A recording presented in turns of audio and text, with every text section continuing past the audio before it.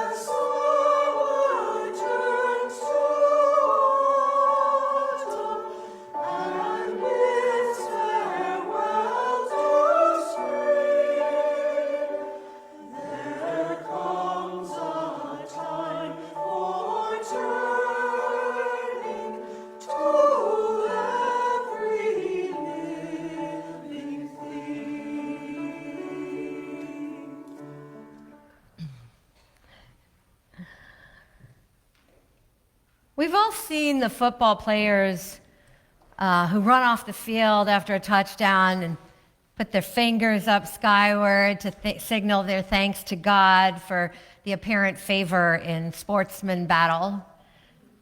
Soldiers do it too, and have always done so to whatever God it was that they prayed to. There are no atheists in foxholes, goes the old saying. And when your life is at stake, how and why would one not appeal to a greater power? There's no shame in this. When we spontaneously cry to the gods for aid and protection in a moment of danger, we should know ourselves to be participating in one of the truest expressions of the human experience, which is to be alive and know that we are mortal and fragile. What parent has not, at 2 a.m., not having heard from their kid, gotten on their knees and asked any merciful entity to get their child home safely? When that kid walks safely through the door, we break out into a sweat of relief and may have some choice words for that kid. And we may feel foolish for our earlier piety, but why? Whatever prayers any of us put out, whatever talismans for luck or protection we clutch in times of high stress, whatever gestures we reflexively make to call down blessings upon ourselves or those we love, comes from the deep love we have for our lives and the lives of our beloveds. And all of this contributes to a spiritual atmosphere of goodness, tenderness, and care. And I believe it comes from us and is returned to us, and that it originates in creation itself. Ralph Waldo Emerson, and it's funny because he wrote the first hymn that we sang, he wrote the lyrics, said that the whole human family is bathed with an element of love like a fine ether. Whether we step out of that bath or remain in it is up to us, but I believe the element is there, an eternal stream. Unitarian Universalism is historically a rationalist Protestant-derived tradition that doesn't have a pantheon of angels and demons or officially recognized saints and intercessors, but we do have mystics among us and a curiosity and an openness to mystery. We are seekers. So we are rationalists and atheists and psychics and witches, and sometimes all of these at once, and many more theological definitions. There's no doctrinal limit to the ways we explore reality, and I love that about us. You may know that just up the road, the spiritualists who practice mediumship, that is, communication with the dead, meet in what used to be the Universalist chapel in Swampscott. What you may not know is that the 19th century Universalists were also very involved in mediumship, and many of them were spiritualists. If you're interested in learning more about that history, let me know, because Anne Browdy wrote a wonderful book on the subject. In the 1980s, when I was a UU kid, I was in a crisis of faith because I'd been raised by fairly rationalist atheist parents who always emphasized that God is within you. That sounded right to me, but that was not what I was seeing around me from other church-going and religious friends and relatives who believed that God was very much outside of them, watching and guarding them and doing things for them or not doing things for them and judging and expecting things of them. Jesus was God for some of them, or the Son of God. I wasn't exactly clear on that point, and sometimes they weren't either when I asked them about it. Like I would ask my grandparents, and they were like, well, just don't question it. It's you pray, and that's what you do.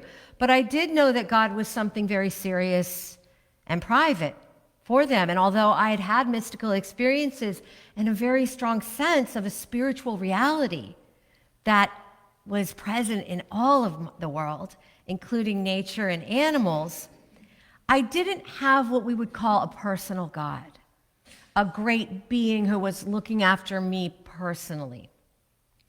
Many of my friends had that, and saints too, and angels.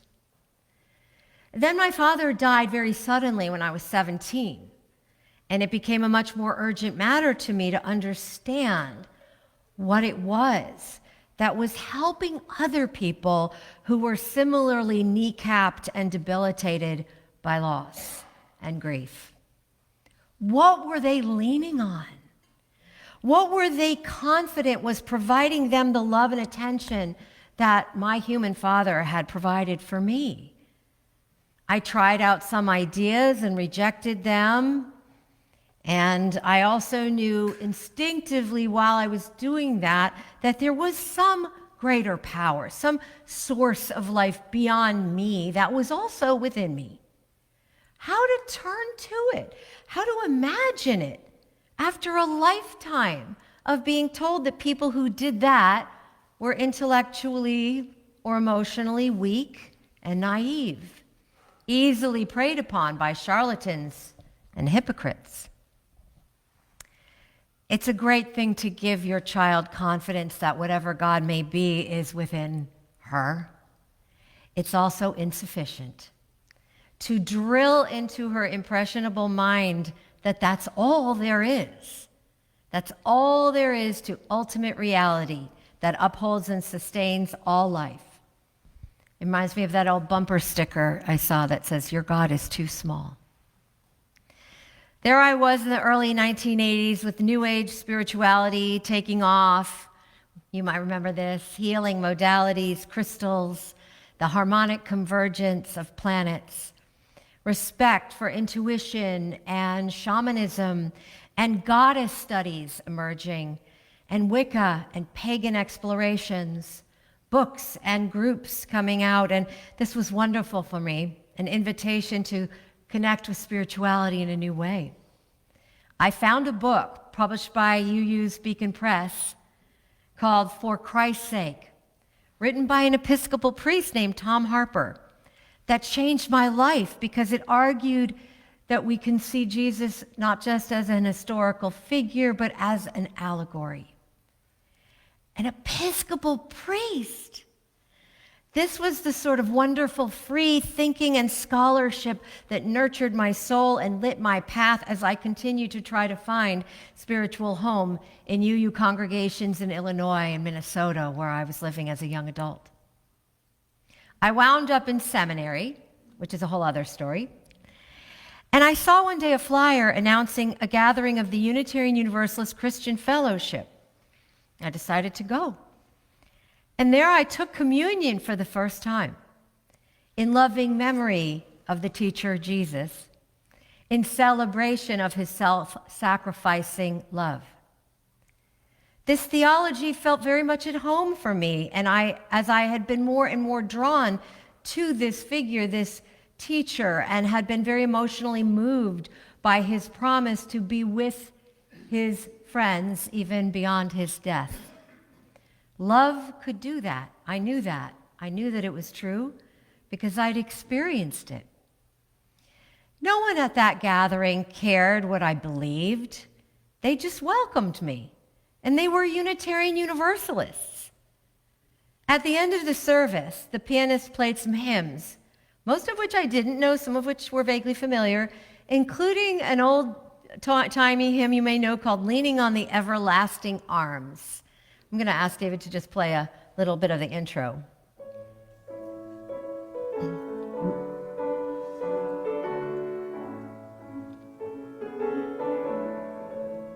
So stop right there, and I'm going to start again with you. What a fellowship, what a joy divine, leaning on the everlasting arms. What a blessedness, what a peace is mine, leaning on the everlasting arms. Leaning, leaning, you can sing it with me. Safe and secure from all alarms, leaning, leaning, leaning on the everlasting arms. People who knew each other had their arms around each other. Someone put their arm around me. It was very summer camp. It was a little corny, but it was also really sweet. And it was a relief to see Unitarian Universalists, my people, wholeheartedly acknowledging in song that there was something we could lean on. And that first line about being in fellowship, what a fellowship, what a joy divine, meant a lot to me also because it celebrated that we did this leaning in community. I realized at the time that the religion of my upbringing had not just been theologically limiting, but socially too, because it had isolated me with this sense that God was somehow co-equivalent to myself, and that would always revolve around me and my own small self. And that was the problem. How could I be all that there was? So this and other kinds of experiences just kind of opened up the world of spirituality for me. I had installed in my psyche many caution signs or even stop signs. Don't be irrational. Don't be superstitious. Caution, you don't want to become one of those people who can't think for themselves. At this point, I began to find go signs, welcome signs, freedom and affirmation to embrace more than myself, to open my consciousness to the all that is and may be. It's important to know what we don't believe, what we reject. But then we have to move into what we can claim, knowing that we can revise that at any time. I affirmed then, and I still do today, that although I cannot define and wouldn't bother to even try to define those everlasting arms, or even give a specific name to that eternal and irresistible energy, creation, love, source, or confine it to one religious idea or tradition or image, I affirm its reality. I live in it, I live and move and have my being. In the Breastplate of St. Patrick, he lays out some of those dangers and enemies that threaten his life, and we just heard that. The demon snares of sin, hostile men, words of heresy, and this really got to me, the death wound and the burning, the choking wave and the poisoned shaft. We also have dangers and snares and threats and enemies. None of us likes to think about enemies. For a long time, I preferred to use the term ideological opponents, which was softer, right? But as violence, animosity, and direct attacks assault beloved individuals, cherished institutions, and sacred ideals, I think it's important to be honest and use clear language. Those who wish me or you harm are my enemies. Okay. There it is. I don't commit violence, but I still want to acknowledge what's real. And I know that to the highest levels of power in my society, those people are invoking the power of God, Christ, angels, ancestors, everything they have at their disposal or think they do against me, against us. I used to think that that was funny, when they would stand up there and do all that kind of praying and stuff. I don't think it's at all funny now. I can't laugh about it.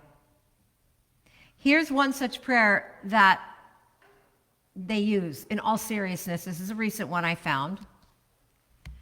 As your servant, O God, I confess my continued allegiance and surrender myself completely in every area of my life. P.S. They don't. I cover myself and my family with the blood of Jesus for our protection. I take a stand against all the workings of Satan and his demons who would hinder me or any family member. Oh, my God. I place upon myself with thanksgiving the armor you have provided, the girdle of truth, the breastplate of righteousness, the sandals of peace, the shield of faith, and the helmet of salvation, and I take up the sword of the Spirit.